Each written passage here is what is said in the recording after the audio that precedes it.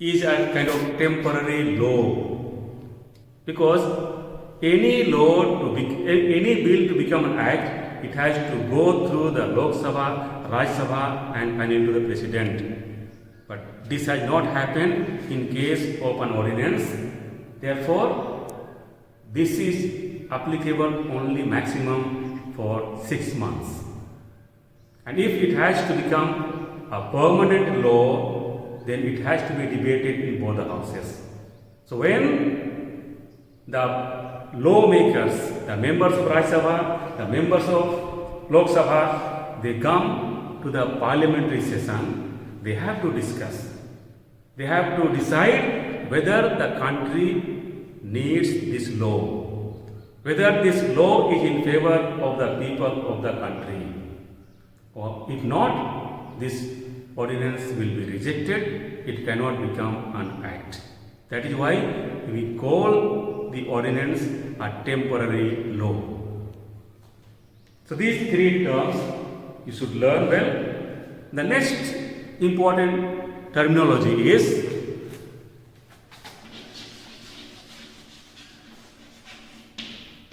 sessions. The parliamentary sessions. When we say sessions here means the parliamentary sessions. So session is a sitting of the house, and a session contains series of sittings, and together it is called a session. For example, in one session there must have been 30, 40, 50 sittings. So that way it is the coming together of the members of parliament for function and transacting business in the house. So in the session, the members of parliament come together for business and transacting the important issues, discussing important matters. And we have various sessions. By law, our parliamentarians are supposed to have at least 2 sessions in a year. And the time gap between the 2 consecutive sessions should not be more than 6 months. That means our lawmakers should have 2 sessions in 1 year, and the interval between the 2 consecutive sessions should be less than 6 months. But usually in our parliament, we have 3 sessions. The 3 sessions are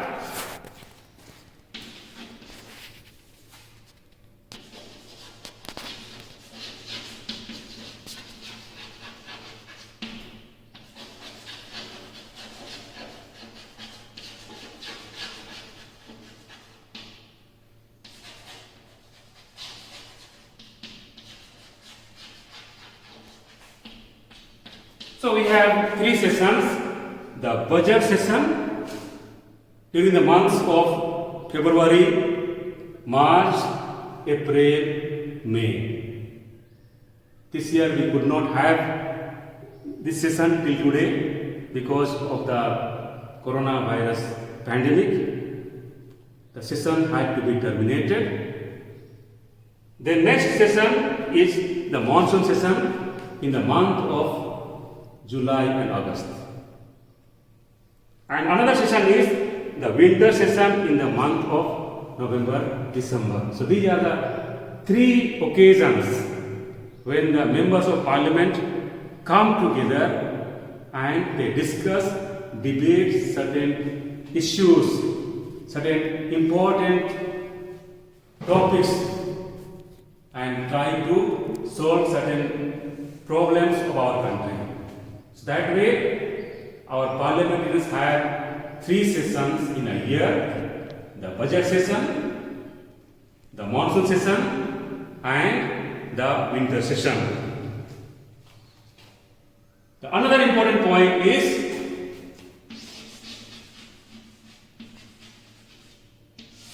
The quorum, very important term, question can be asked, what is a quorum?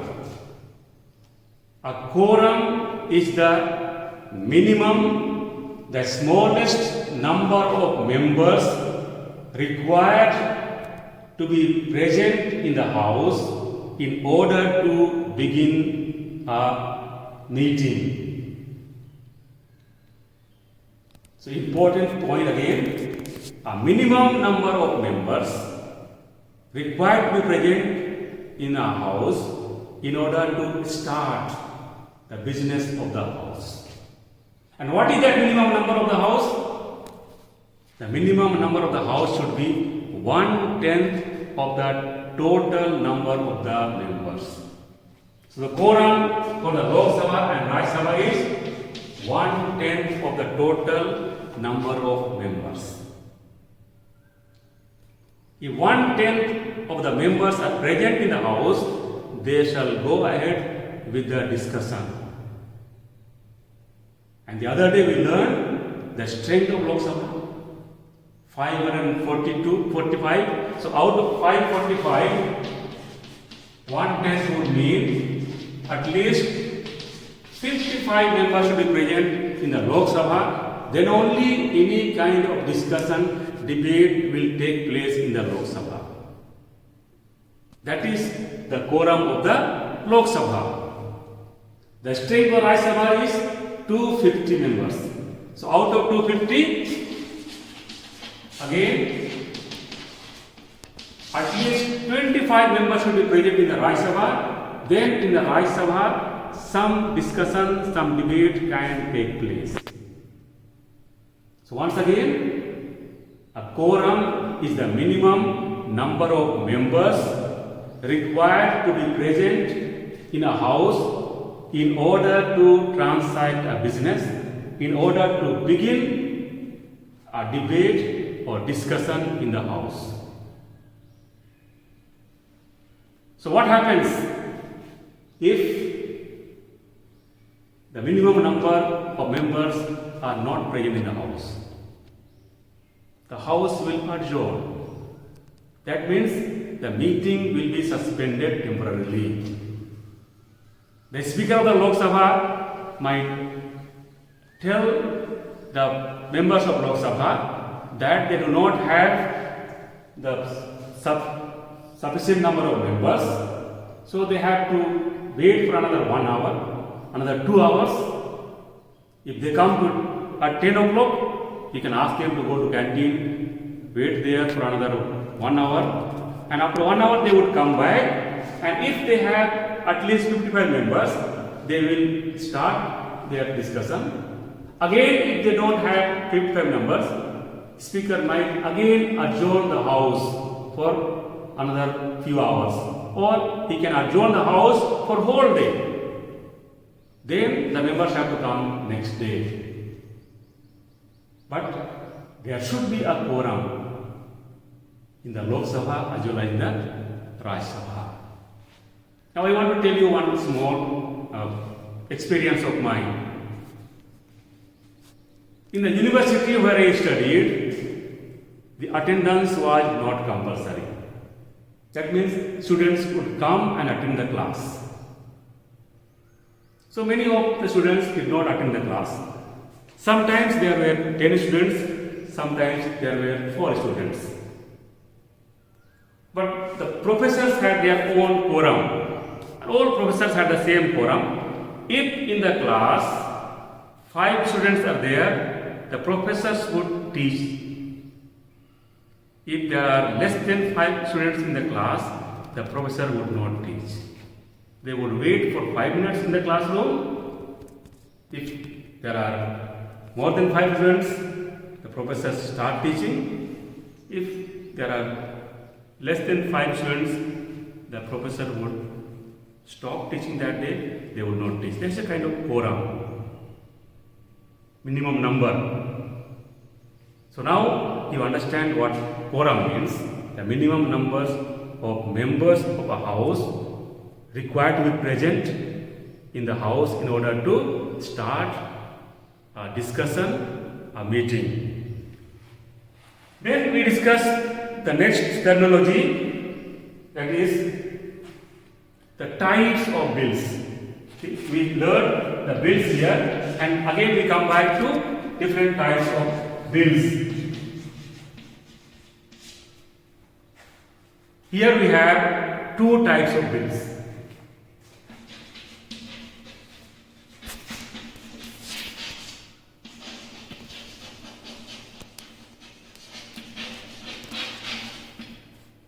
The money bill and the ordinary bill or non-money bill.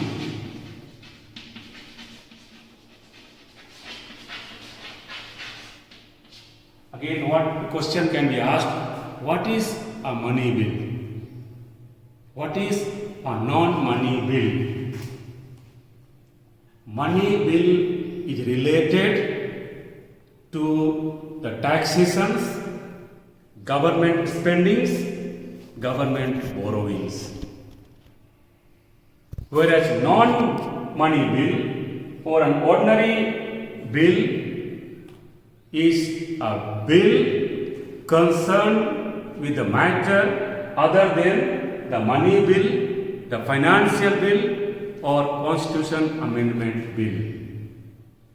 So a non-money bill is concerned with the matter other than the money bill, financial bill or constitutional amendment bill.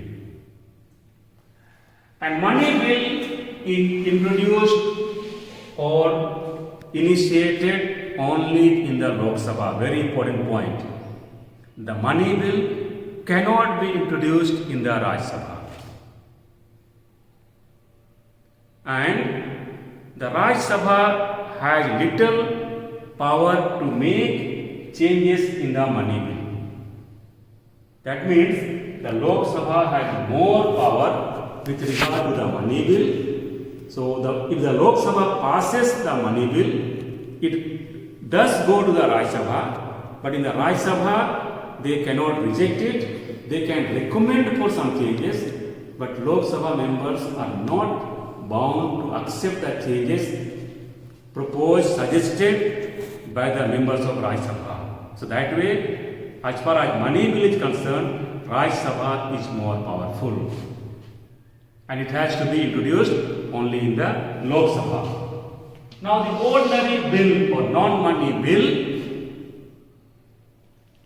is concerned with the matters other than the money bill, financial bill or constitution amendment bill. And this ordinary bill can be introduced either in the Lok Sabha or in the Rajya Sabha.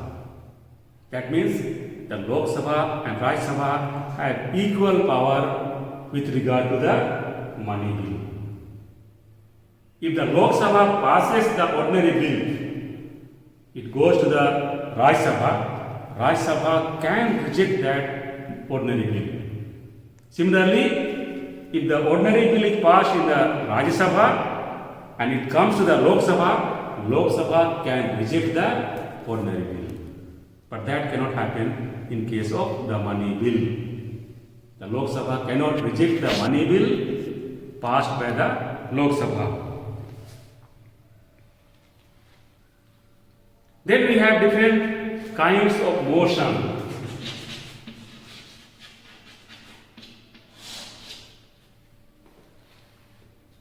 If a member of the house feels that the matter of urgent need has to be immediately discussed in the house, the member of parliament can move the house. That means the member of the parliament can put forward this proposal and the speaker will take the opinion of the member of the house whether they want to discuss that particular topic. This is called motion. And we have various kinds of motion. The adjournment motion. First of all, adjournment motion.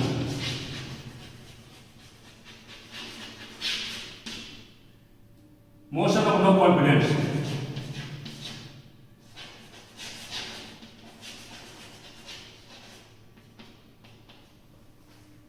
short motion, and so on. But you have to know these two types of motions. Adjournment motion, again a proposal to set aside the set agenda and take up an issue, a matter of urgent importance. It means all the members, they come to the house well prepared because they have the agenda for the day. So they prepare themselves so that they can speak in the house. But what can happen? Some members may bring a proposal and they feel that that particular matter has to be discussed that day because of its importance in public life. So the set agenda is set aside. That set agenda can be discussed some other time, but this important issue has to be discussed that particular day.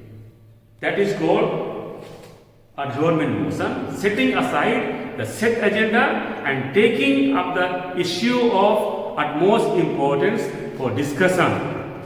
That is adjournment motion. Then no confidence motion. No confidence motion is usually brought by the opposition parties. And no confidence motion means the members lack the confidence, trust in the ruling party. The opposition party will move the motion that they have lost the confidence in the government. The people of the country are not safe under this particular government. Therefore, they want to move a no confidence motion against the government. And if the no confidence motion is passed in the house, the government has to resign. And if it is accepted in the house that no confidence motion has to be moved, then there are procedures. Then there will be discussions and debates in the house. Certainly, the ruling party will never like to resign. So they also want to argue that why they should continue to be in the power. Whereas the opposition party, they will try to argue and try to prove that these are the reasons why the government has to resign. So that way there will be discussions. And after long discussions, long debate, it is put to vote. It is in the Lok Sabha only. And if the ruling party loses this no confidence vote, the ruling party has to resign. So that is no confidence motion. So now you understand the difference between the adjournment motion and no confidence motion.